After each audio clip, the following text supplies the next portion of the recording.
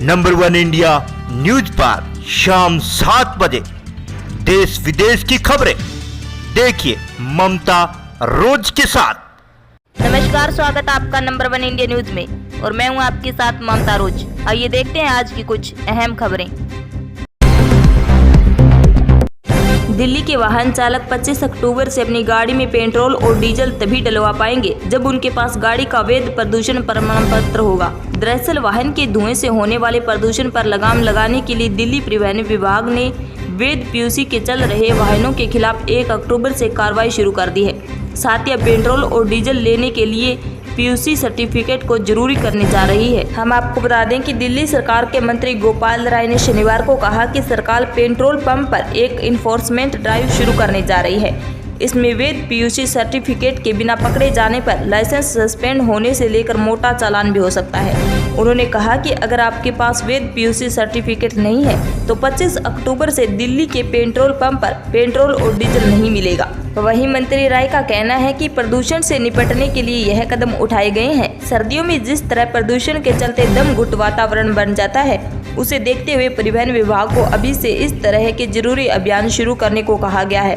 उन्होंने बताया कि गत वर्ष अक्टूबर में दिल्ली सरकार ने प्रदूषण प्रमाण पत्र को लेकर एक ड्राइव चलाया था, जिसमें 3 लाख से ऊपर ऐसी गाड़ियां पाई गई थी जो बिना प्रदूषण नियंत्रण प्रमाण पत्र के ही चल रही थी। इस वर्ष परिवहन विभाग के आंकड़ों की माने तो दिल्ली में 19 लाख गाड़ियां बिना वैध पीयूसी के दौड़ रही हैं।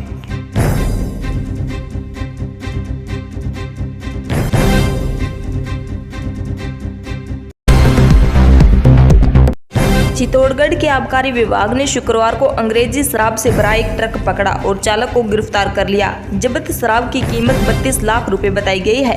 जी हां, सहायक आबकारी अधिकारी दिनेश प्रसाद खटीक ने बताया कि मेड़ी खेड़ा फाटक पर नाकाबंदी के दौरान भीलवाड़ा की ओर से आते एक ट्रक को रोका गया। दस्तावेज मांगने पर चालक ने एल्यूमीनियम की बिल्टी दिखाई, जबकि तलाशी के दौरान ट्रक शराब से भरा पाया गया। ट्रक में विभिन्न अंग्रेजी ब्रांड की 418 कार्टून निर्मित शराब मिली। आपको बता दें कि पुलिस ने शराब जब्त कर लिया गया है और जालोर निवासी ट्रक चालक 38 वर्षीय मोहनलाल पुत्र सुखराम बिश्नोई को गिरफ्तार कर लिया है। पूछताछ में उसने ट्रक जयपुर से हनुमान बिश्नोई के नाम के व्यक्ति द्वारा सुदूर करना बताया। मोहनलाल को यह ट्रक गुजरात बॉर्डर पर किसी अन्य चालक को हैंड ओवर करना था।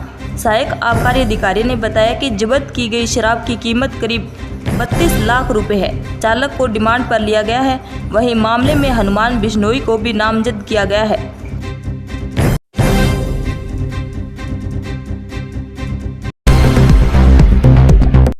सीकर जिले के फतेहपुर शेखावटी में शनिवार को बदमाशों ने घर से निकल रहे एक व्यापारी को गोली मार दी। घटना में गंभीर रूप से घायल व्यापारी को धानुका अस्पताल ले जाया गया, जहां चिकित्सकों ने प्राथमिक उपचार कर उसे जयपुर रेफर कर दिया। वहीं घटना के बाद बदमाश मौके से फरार हो गए। अचानक हुई फायरिंग से इलाके में दहशत का माहौल है। वहीं आपको बता दें कि फायरिंग की घटना से आक्रोशित व्यापारियों ने दुकानें बंद कर दी और फायरिंग करने वाले बदमाशों की गिरफ्तारी की मांग की है। घटना के बाद मौके पर फतेहपुर विधायक हाकम अली और भाजपा नेता मधुसूदन भीड़ा भी पहुंचे और घटना की जानकारी ली। वहीं फायरिंग की घटना के बाद फतेहपुर शेखावटी के पुलिस उपाधीक्षक राजेश विद्यार्थी और कोतवाली थाना अधिकारी किशोर वर्मा भी मौके पर पहुंचे और मामले की जानकारी लेकर बदमाशों की तलाश शुरू कर दी है। पुलिस के मुताबिक फायरिंग की घटना के बाद पुलिस ने भी नाकाबंदी करवाकर बदमाशों की तलाश शुरू कर दी है। वहीं राजेश कुमार ने बताया कि दोनों आरोपी घर से 100 फीट दूरी पर स्थित एक दुकान पर खड़े रहे। वहां पर दुकानदार से सिगरेट मांगी और इसके बाद करीब 10 मिनट तक वहां खड़े रहे। बाबूलाल जालाली दुकान जाने के लिए जैसे ही घर से बाहर आए, उसी दौरान बदमाशों ने उन पर फायरिंग कर दी। स्थानीय लोग जब तक समझ पाते तब तक बदमाश बाइक पर तेजी से भाग गए। इसके बाद स्थानीय लोग बाबूलाल जालानी को राजकीय ट्रामा सेंटर लेकर पहुंचे। चिकित्सकों ने प्राथमिक उपचार के बाद व्यापारी को जयपुर रेफर कर दिया। पुलिस घटना के बाद से ही आरोपियों की तलाश कर रही है।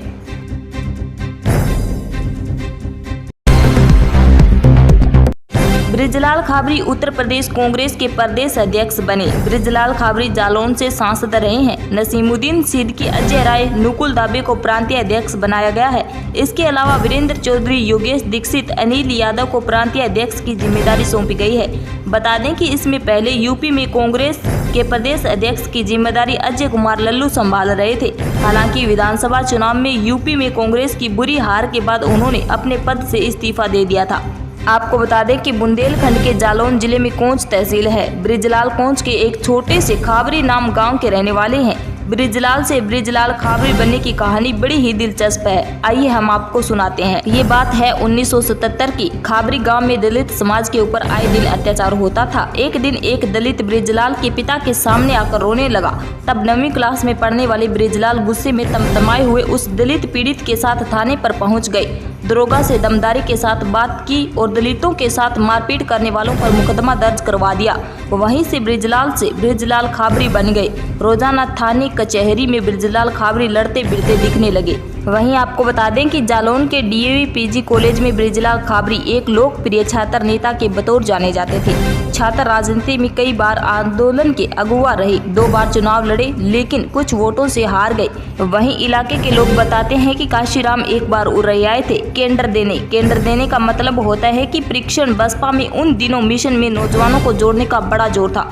बसपा संस्थापक काशीराम के भाषण से प्रभावित होकर ब्रिजलाल खाबरी ने घर छोड़ दिया। 1999 के लोकसभा चुनाव में ब्रिजलाल खाबरी जालौन से सांसद चुने गए। अगला चुनाव खाबरी हार गए लेकिन काशीराम ने उन्हें राज्यसभा भेज दिया। आपको बता दें कि ब्रिजलाल खाबरी ने एक संगठनकर्ता के बतौर शायद ही यूपी का कोई जिला रहा हो जहां काम न किया हो। गोरखपुर, आजमगढ़, इलाहाबाद, पश्चिम के कई जिलों में प्रभारी के बतौर पर काम किया है। कांग्रेस को ब्रिजलाल खाबरी का सांगठनिक तजुर्बा है और जातीय आधार दोनों ही मजबूत करेगा।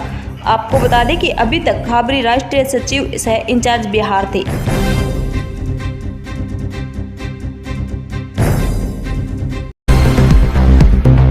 वंडोरा के विदेश मंत्री एस जयशंकर ने शनिवार को कहा कि कोई दूसरा देश उस तरह का आतंकवाद नहीं फैलाता जैसा कि पाकिस्तान करता है। उन्होंने यहाँ rising India and the world foreign policy in Modi era विषय पर कहा कि नरेंद्र मोदी सरकार की कूटनीति में अन्य देशों को आतंकवाद के मुद्दे को गंभीरता से लेने के लिए प्रेरित किया गया। जयशंकर ने कार्यक्रम के बाद दर्शकों के साथ बातचीत में कहा कि कोई अन्य देश उस तरह से आतंकवाद का प्रसार नहीं करता जैसा पाकिस्तान ने किया है। आप मुझे दिखा दें कि पाकिस्तान ने भारत के खिलाफ इतने सालों में जो किया है क्या दुनिया के किसी अन्य हिस्सों में हुआ है। 26/11 के मुंबई हमले के बाद हमारे लिए यह स्पष्ट हो जाना महत्वपूर्ण है कि इस तरह का व्यवहार और कार्रवाई अस्वीकार्य है और इसके परिणाम भुगतने ही होंगे। वहीं उन्होंने चुटकी लेते हुए कहा कि भारत को आईटी में विशेषज्ञ माना जाता है जबकि पड़ोसी देश को अंतर्राष्ट्रीय आतंकवाद में विशेषज्ञ के रूप में जाना जाता है। जयशंकर ने कहा कि प्रधानमंत्री नरेंद्र मोदी के नेतृत्व में भारत ने सफलतापूर्वक अन्य देशों को यह एहसास कराया है कि अगर आतंकवाद पर अभी काबू नहीं पाया गया तो भविष्य में यह उन्हें भी नुकसान पहुंचा सकता है। विदेश मंत्री ने कहा कि हम आतंकवाद के खिलाफ इस तरह लड़ाई में दुनिया के साथ जाने में काफी हद तक सफल रहे हैं। पहले अन्य देश इस मुद्दे को यह सोचकर नजरअंदाज कर देते थे कि इससे उन पर कोई असर नहीं पड़ेगा क्योंकि यह कहीं और हो रहा है। आज आतंकवाद का समर्थन करने वालों पर दबाव है। यह हमारी कूटनीति का एक उदाहरण है। वहीं उन्होंने कहा कि बांग्लादेश के साथ भारत के रणनीति समझौते के कारण पूर्वोत्तर में आतंकवादी गतिविधियों में कमी आई है। उन्होंने कहा कि बांग्लादेश के साथ उस भूमि सीमा समझौते के लिए धन्यवाद। आतंकवादियों को वहां कोई आश्रय नहीं मिला। इससे उन्होंने पूर्वोत्तर में अपना अभियान चलाने से रोक दिया। सिएरा लियोन के एक छात्र सवाल पर कि मोदी सरकार सरदार वल्लभ भाई पटेल के अखंड भारत के सपने को कैसे साकार करेगी। वहीं जयशंकर ने कहा कि विभाजन एक वास्तविक त्रासदी है और इनसे आतंकवाद जैसी समस्याएं पैदा हो सकती है। वहीं मंत्री ने कहा कि सरदार पटेल के सपने को साकार करने का सबसे अच्छा तरीका यह है कि भारत मजबूत, सफल और आत्मविश्वासी हो और अन्य लोग यह समझे कि उन्हें भारत के साथ आना होगा और उन नीतियों को रोकना होगा जो उनके हित में नहीं है, साथ ही जो हानिकारक है। मंत्री ने प्रधानमंत्री मोदी का जिक्र करते हुए कहा और मुझे लगता है कि अगर कोई नेता है जो सपने को साकार कर रहे हैं उनके पास सरदार पटेल की विचार प्रक्रिया है जो सरदार पटेल की दृष्टि को साकार कर रहे हैं। इनके पास वह एहसास, प्रतिबद्धता और आदतें हैं। क्या आप जानते हैं कि वह कौन है?